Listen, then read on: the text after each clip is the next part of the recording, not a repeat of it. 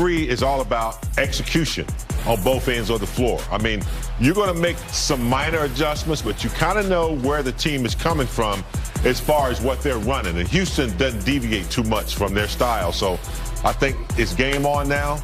Look at what you did great in game 2 and continue to smash. Interesting, the psyche of it all, Karan. Think about it. Houston would be elated usually. 1-1, we won 1 at Staples. Let's go to Houston for 2. We're going to, but now everyone's just playing on the same court. Yeah, it really is. It's interesting because, as Big Game said, you know, your sense of urgency and your disposition has to be right, but percentages always favor the team that win that third game. You know, so if you go up 2-1 in the best of 7, that game 3 is paramount. So you're going to get everyone's best effort. And, you know, kudos to the Lakers for doing a remarkable job defensively on shutting down the problem in Russell Westbrook in game 2. Yeah, I wanted to get your guys' thoughts on what you expect here in game 3 because, Karan, you just hit on it. Defense was key in this game. Outside of the third quarter, the Lakers were pretty dominant defensively, showing all kinds of different looks, zones, traps, getting the ball out of Harden's hands, kind of figured out the puzzle a little bit. Well, I think you got to muck it up because you can't give a traditional look to non-traditional players offensively. When you look at James Harden going downhill, Russell Westbrook, I love the fact that they baited him into taking the jump shot because they took away the drive. That's a strong suit. But then on the perimeter, when he was trying to get to the drive and get the going downhill, it was always a body. It was activity. They met him at the rim. They sent multiple bodies at him. The rotation was good. And look, he made a ton of plays. He just made them for us. So you have to continue to do that and make it hard for him. Yeah. Multiple defensive looks creates more thinking. You got to think about what to do now as opposed to just playing your game, doing your thing, with the exception of that third quarter where they got hot. 41 points. 17 points in the fourth quarter was extremely disruptive. I give a lot of kudos to Rondo, who's a genius in the playoffs. Yeah, we're going to talk to him. You know, not too many people can strip Harden. I saw that one play where he's been studying videos and kind of seeing how Harden, and I thought Rondo did a good job of pushing him in the right direction too defensively and making sure that there was collective effort. I just think Rondo was the MVP of that game, despite what, you know, Davis and LeBron were able to do. Fresh legs. Yeah, concur with that. And like you said, he only played 1 game in 6 months. It happened to be 2 days before that. We're going to dedicate a whole segment to Rondo and Westbrook. I think it was that important. What's interesting is we talked a lot about game 1. When you looked at the stats, you thought the Lakers would dominate, rebounding, points in the paint. They didn't. They did in game 2. The Rockets won game 1 with only 14 threes. They didn't win hitting 22 threes. It's just, it's interesting how that ebb and flow goes. Yeah, you know, you put all the attention on Russell Westbrook, but a player that's been on fire is Eric Gordon. Yeah, so he's been playing remarkably well, and he's offsetted a lot of things for James Harden and Russell to be the best version of themselves. But you fast forward to game 2, the dominance of AD and LeBron James, 60-plus points. I mean, they're 16-1 in those games. So if they continue to do that in game 3, it'd be huge. Yeah, if they take care of the basketball, win the points in the paint war like they should, and that rebounding battle, it's okay to give up maybe some more threes because it feels like you're going to come out on the winning side of it, James. Yeah, well, you can see in game 2, the 41 points in the third, and the defense collapsed, 17 in the fourth. But I think game 1, they made the adjustments. And like you said, Geeter, you know, AD attack, the ball movement was different. They weren't standing around. They weren't spectating. So I think, you know, with that, you know, confidence, game 2, yeah, you're going to give up some threes because that's what they do. But for the most part in game 1, they played right into Houston's hand. Yeah. Houston spread that floor. They made the bigs go out to the 3 and defend. And then when the ball goes up, it's a foot race, you know, to that rebound. And Tucker's going to win that every time. So they played an unorthodox style, took out the bigs. I think game 2, they made the right adjustments. People panicking about that third quarter. Let me fill you in on something. When the Rockets, who are very capable, go 8 of 9 from 3, they're back in the ball game. Don't matter who they're playing, right? It's just that's basketball. Don't panic, though, because they'll give you up. You know, just like they score 40-plus points in the third quarter, they'll give you 40-plus points. That's why I was very impressed with how the Lakers just... Got to get Karan on the patient game. Patient panic game? Yeah, we're going to have to play that with him next time. Right now, for more on tonight's matchup, let's check in with the Lakers reporter, Mike Trudell. He's standing by with the latest. Mike, what is going on, my friend? Hey guys, what's happening? You were just talking about that three-point barrage in the third quarter, and I think the thing that was concerning for the Lakers, it was a bunch of missed assignments, right? They just doubled off of Eric Gordon for no good reason. He had just hit 3 threes in the second quarter. They double off him. He gets 2 wide open looks. Then they don't check PJ Tucker in transition, and that's what got everything going. So a lot of areas that they can just simply improve on by doing the right thing according to the game plan, and that's something they spent some time in the film room on. Now, one injury note that's going to lead into Frank Vogel here. Danuel House, I shouldn't say injury note, it's a personal note, in fact. Danuel House Jr. is going to be out for this game due to personal reasons. Now, Mike D'Antoni said it was not due to COVID-19, didn't want to elaborate further. We certainly hope that all is well with Danuel House and everything like that. But from a game standpoint, that's a player that they're going to miss. He played 27 minutes off the bench, really good two-way wing. So I started with Frank Vogel a couple minutes ago asking how that might impact the way that they look ahead at this Game 3. Yeah, well, he's one of their main rotational players, and he's hurt us in the first couple games. So his absence will be missed, I'm sure, on their end. But I would assume that Ben McLemore and Austin Rivers get more run, and those guys are excellent players themselves. So hopefully, from their standpoint, I'm sure they feel like they'll have a next man up mentality and pick up the slack. Frank, I know you don't love to get into specifics of what you're looking at changing or evolving in terms of game plan, but what are the things from 1 to 2, from games 1 to 2? What did you see of the differences that you think could apply for this one? Well, we definitely did some things differently from game 1 to game 2, and going into game 3, we'll continue to try to grow with our creativity as well as just tightening up, the plan we used in game 2 and doing some things slightly differently and in some ways just doing some things better. Hey Frank, it's Dave. What's the status for JaVale and Dion? And is it, can play? Is there a minute restriction?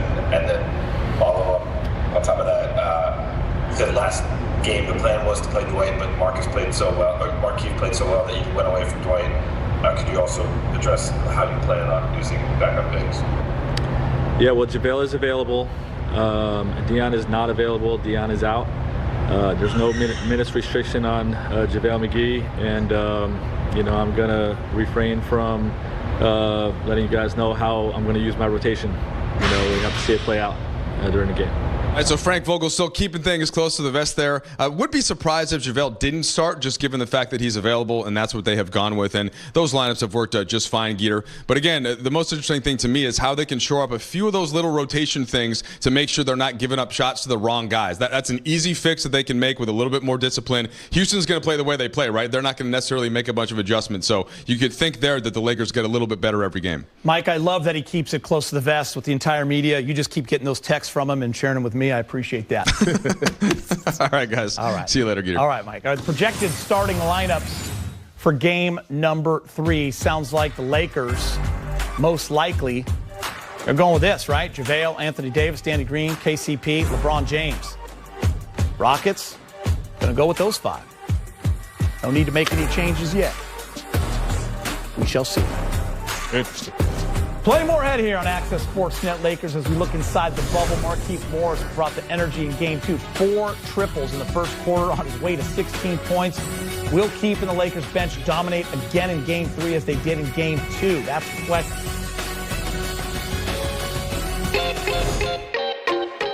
Remaining series schedule for the Lakers and Rockets. We got game 3 coming up tonight, top of the hour. Game 4 is set for Thursday. Game 5 is Saturday. And then after that, we'll worry about it. But you got a game 6 and 7. After that, will we get there? We shall see.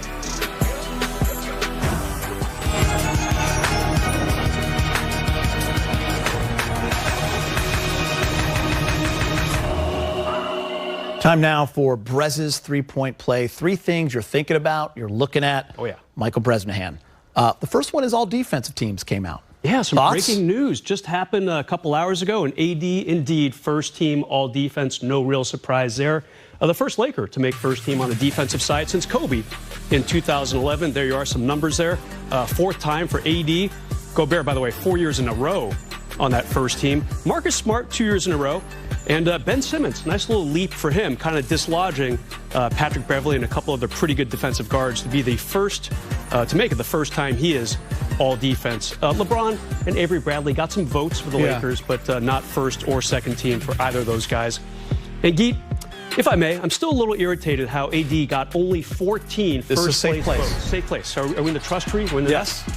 Okay, 100 journalists voted on the Defensive Player of the Year award a few weeks ago.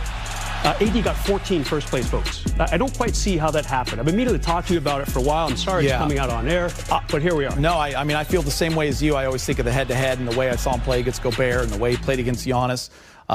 Listen, Giannis is having a phenomenal season, MVP-type season. Not going to take anything away from him, but I did expect AD and Giannis to have a much closer race. Way closer. 14 votes surprised me. Avery Bradley getting 1 for the second team. Yeah. Huge surprise as well. I'm with you. But at least AD and Giannis, both first team, all defense, so AD does have that. And maybe it'll be a little motivation for him going forward that he was that far behind in the DPOY voting. I don't have any complaints for that first team. Those are all 5 great defenders.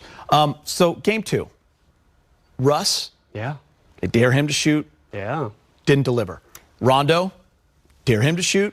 He delivers. He did pretty well. Yeah. It's kind of a we dare you for both those teams. I mean, definitely nothing new for Rondo, a team kind of sagging off him, hoping he shoots a 3-ball. That wasn't working for him the other night, but he did some pretty good things. He did finish with 10 points and 9 assists, plus 28 in the plus-minus. That is crazy, Geet. But Rondo has been seeing this for years now, and not a huge surprise for him. This was kind of surprising. Lakers kind of laying off Russell Westbrook a little bit. Not quite daring him, but kind of sort of daring him as well to shoot that 3. He was 1 for 7 behind the arc the other night. That was not pretty right there, kind of ugly. And by the way, he was 26% behind the arc during the regular season. It's kind of a good strategy by the Lakers. See how it goes. Most 3-point attempts for him this season since Christmas. Yeah, that was a lot. And only his, 3rd game back, 4th game back from that quad injury that sidelined him a couple weeks. Might have been pressing it a little too much the other day. It showed. You have to give up something, and that's what the Lakers were willing to give up. It was a smart move. It worked. LeBron was a little different in the 4th quarter. Game 2, is that what you're telling me? Yeah, that game 1 scoreless in the 4th quarter. Only the 3rd time ever for him in a playoff game. Not the case the other night in game 2. Right away, 2 huge dunks in the first 2 minutes of that 4th quarter. There's a little double clutch right there for you. He'd also grab a little alley-oop dunk to make it happen. It played some pretty good D, too. That reminded me of you on the beach volleyball court right there, Geet. The swat to the stands. Yeah, he was solid. Kind of iced it a little bit right there. Yeah, 8 points in that 4th quarter. Good defensively as well. There's that alley-oop dunk. That was about 2 minutes in to that 4th. The Lakers got rid of that 2-point deficit really quickly going into that quarter. He was strong that night. AD, good start, by the way. 11 points in the first. 2 good bookends right there from both those guys. Game 1 just seemed like an outlier. That stat line right there just seems a little bit more like what we're used to 100%. Seeing for his entire career. Yeah, he was determined. He knew he was going to make it happen, and he did. All right, great stuff, Brez. Straight ahead, playoff Rondo made his mark in the Game 2 win. We'll hear what LeBron and Frank Vogel had to say about the impact Rondo has on the team. That's next on Access.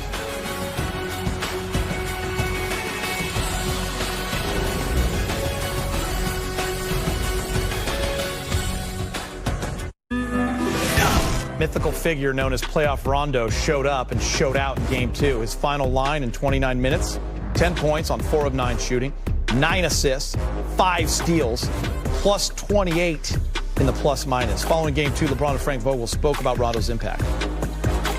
Yeah, I think he was just, extremely aggressive, not only offensively but defensively, taking the challenge on James, taking the challenge on whoever he was guarding, but just trying to lead. I mean, that's what Doe is. He's a leader, and for us to have him back in the postseason, it's a key for our team.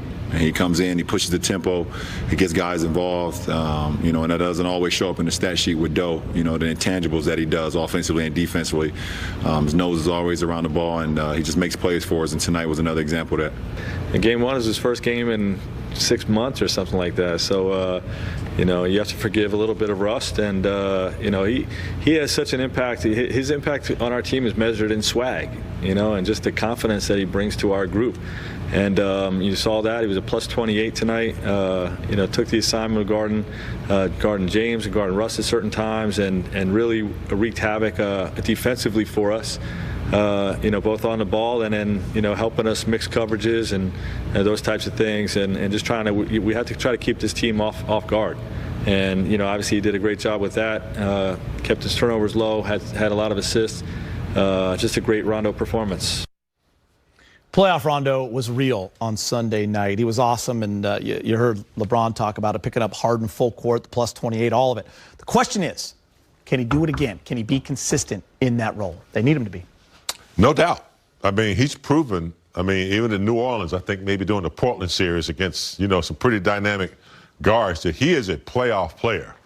I get on him sometimes during the regular season because, I don't feel like he's all engaged, but I get it now. He's a playoff player. And what you get, Geeter, is something the Lakers don't have. I mean, LeBron, he's a great distributor, great, point guard, so to speak, big wing guard. This is a true point guard right here who understands the ratio. If it wasn't for Rondo, I'm not sure Morris would have got off like he did. Danny Green wouldn't have got a couple of good shots. He keeps his dribble alive. He finds coups. He's a smart basketball player. So when he's out there, not only does he, play well with his physical nature, but he's thinking the game out and he calms everybody down. We miss Avery Bradley, but people forgot about Rondo. He's a playoff player. I think he's so dialed into the tendencies of his players as well as the opponents. Mm-hmm. So he does a remarkable job, like Big Game just touched on, understanding that, oh, wow, Kuz ran up the court 3-4 times, haven't touched the basketball. Let me get him a quality look. Morris as well. So having that floor general out there, one of the last in the league out there like that, is special. I want to ask you this, Karan and James. Frank Vogel mentioned it. Rondo's impact measured in swag and confidence, right? Maybe the average fan might not know what that means. How important is that in a locker room? Explain it. Man, listen, he just comes out with a winning edge to him. He feels like, we're better than everyone else, and he plays that way. He's not backing down from any defensive challenge, as you see him just stealing the ball and making it look effortless, coming down, throwing the no-look pass, and putting people in their chest positions. And I love the fact that he stands up to the challenges when you're talking about slowing a guy like James Harden down. Now, you're not going to stop him, but you're going to slow him down with a guy like Rondo because he pays attention to the tendencies. Yeah, you're not going to stop a guy like Harden, but when Harden knows someone is sticky, kind of sticking to him, when's the last time you seen Harden get stripped? Because I don't know this for sure, but I'm sure Rondo's the type of guy that looks at a lot of film, looks at his opponent, and he probably picked up on a certain move and he stuck his hand right in there. That's not by accident. This man knows the game. And so when you have a defender like that, it disrupts the way you play. So, you can't stop him, but you can have an offensive player start thinking differently, and then you've made him react. And I think that's what Rondo does. He doesn't wait to react. He makes the offensive player react, and then the defense kind of comes into play after that. Listen, when you have a magical nickname like Playoff Rondo, guys want to follow that. True or not, guys want to follow that. And I want to go to Russell Westbrook now, because you go to the opposite side of the spectrum. It's funny, you and I were talking before the show. Yeah. We immediately felt the same way, like, hold on, let's not. It doesn't mean Westbrook's not going to play good ever again. Like, this guy is a former MVP. He's one of the biggest competitors in the league. The Lakers played it right. He struggled from three, but don't be shocked if he has a bounce-back game, because look at this right here, 1 for 7. He's 26% from three on the season. Karan, he just kept firing away. Geeter, as we're looking at these stats, you best believe Russ has looked at these stats as well. 7 turnovers. Look, he's like, you know what? I have to be better. And you look back at that game from our standpoint, we did a remarkable job by committee slowing him down, keeping bodies in front of him and keeping his offensive surge in front of us. But in his eyes, he's looking at it like, you know what? I have to go harder. I got to go faster. I have to be more explosive. And D'Antoni are going to seek him out in some offensive areas to put him in position to be disruptive. So, look, he's going to try to have a big game. I know he's not shy. He's going to shoot the ball a lot. And, if that shot falling, it opens up a lot of problems. In Big Game, he said something before the show that hit me as well. He was in foul trouble. 5 foul, and that can throw you off in a lot of different ways as well. And then you're turning the ball over. You're missing from three. It's just this, right? Yeah.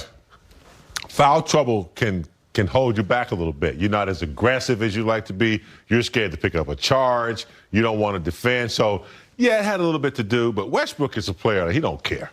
He can go 0 for the rest of his life, and he'll come back the next game like nothing happened.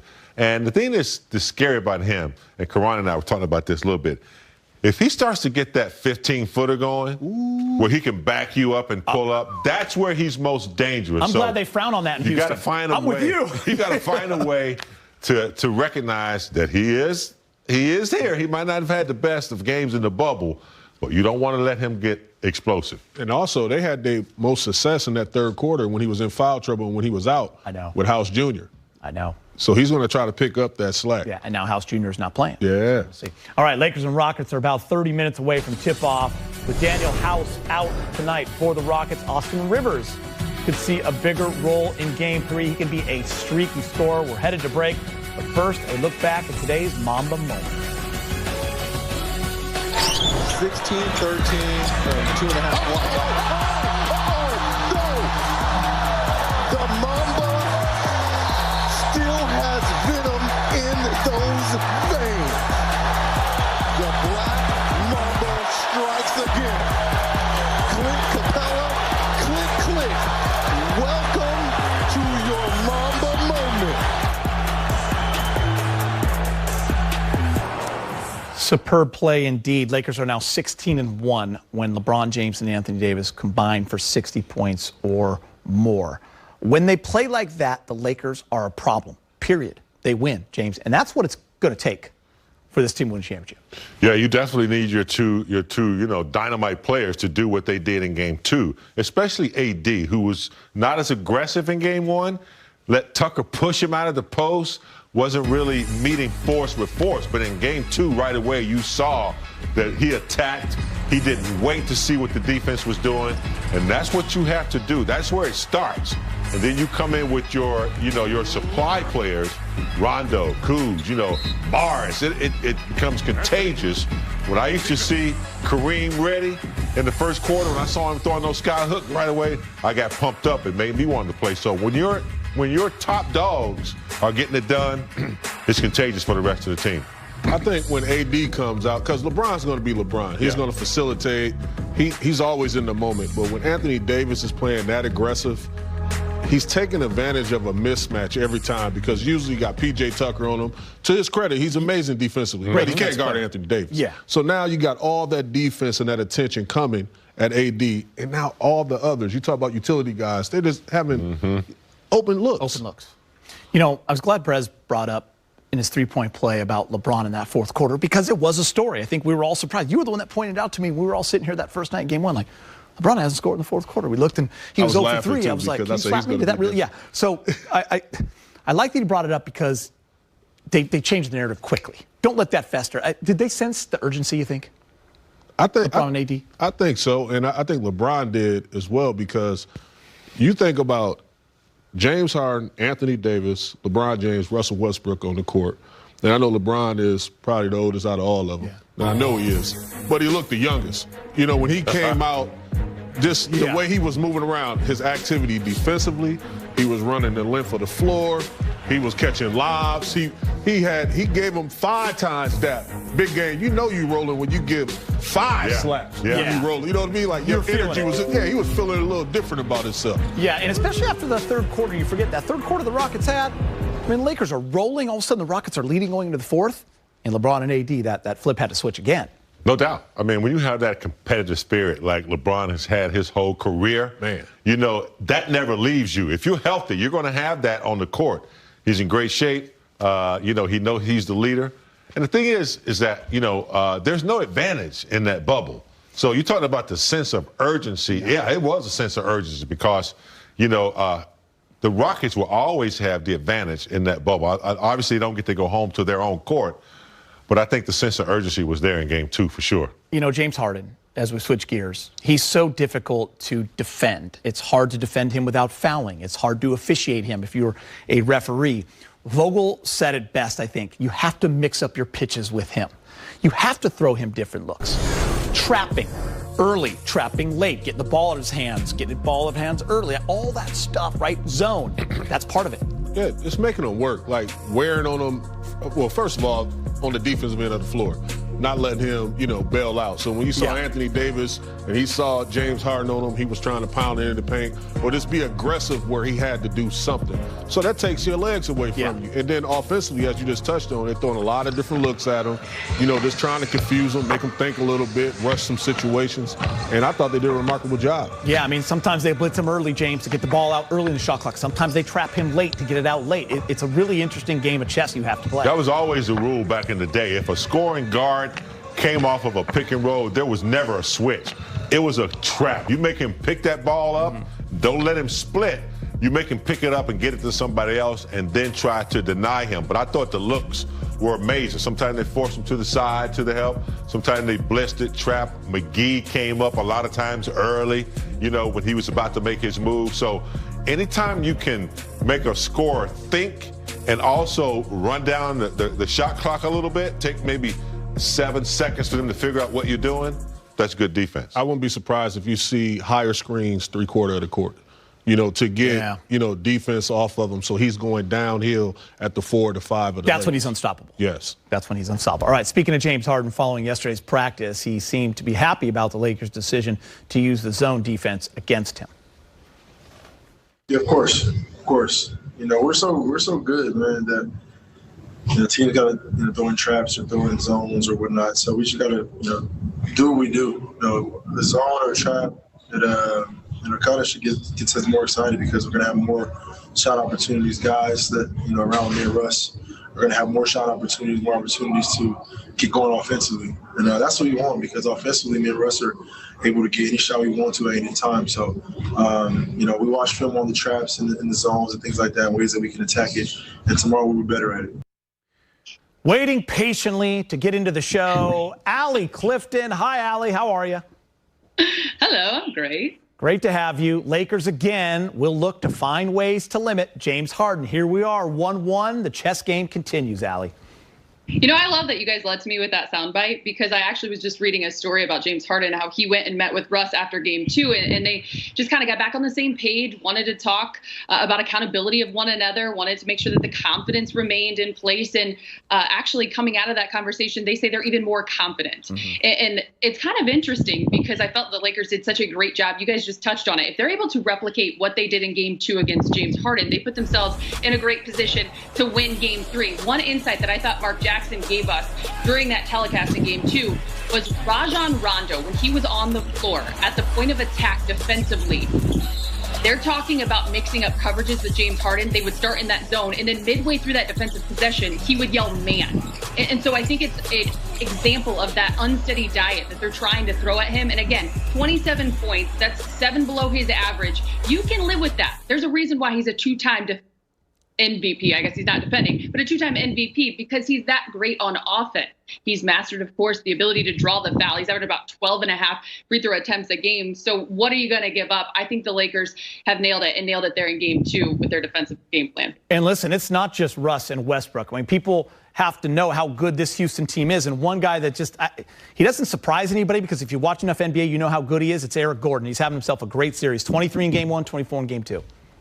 And it's not by design that he has found his rhythm and flow. Of course, it's the first time in his career that he's put up 3 straight playoff performances or games in general of 20+, dating back to that Game 7 against the Oklahoma City Thunder. But this is when you listen to people who have played the game, experts, analysts like James Worthy, Caron Butler, the guys that we have on our show, and they talk about 5 men on a string defensively. It's not just about the defensive attack at the head of the stake, but it's that second and third effort on the defensive side of the ball. And that's where Houston is so good because, as James just talked about, James Harden, they are knowing what is coming at them just about every time. They've seen it all in terms of defensive schemes. So guys like Eric Gordon, guys like PJ Tucker, they're ready to step up and knock down that 3 ball. And that's where they can beat you and that they're deadly with. So I think if the energy, the effort, and of course the arms, the activity on the defensive end can increase just a bit here in game 3 for the Lakers, 5 men on a string, starts at the top all the way to that 5-man. Again, they put themselves in a good chance to be successful. Hey Allie, I noticed you mentioned Caron and I's great career, but you didn't mention Brez's great career at Buckley. Some things are okay left unsaid. Some things that people already know. I get it. Just putting it out there. I just love that you threw out Buckley. Big game, man. Griffins. Big game. I also know that our entire viewership has seen Brez get a defensive stance. So I need some credibility. Don't mess with that. Don't mess with Forgot that. about that, Alex. So don't mess with the claw. That's Kawhi and Brez. Very similar defensive stature. Allie, enjoy your dinner. Enjoy the game. We'll see you in the post-game show. Thanks, guys. I'll be watching you. All right. We're getting Great closer job. to tip-off in the bubble, mid-season. Pickup Robert Covington has made an impact both ends of the floor in this series. He's knocking down 55% from deep, but when you talk impact, no one can top LBJ.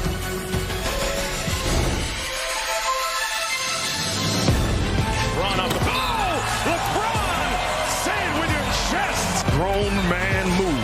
Wow, express yourself, LeBron. The edge of bail. We saw two.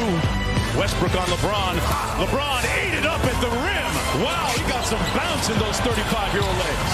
A tour de force from LeBron at both ends. James back to Caruso, throws it up. Hammer time for LeBron James. You can't touch this. Okay.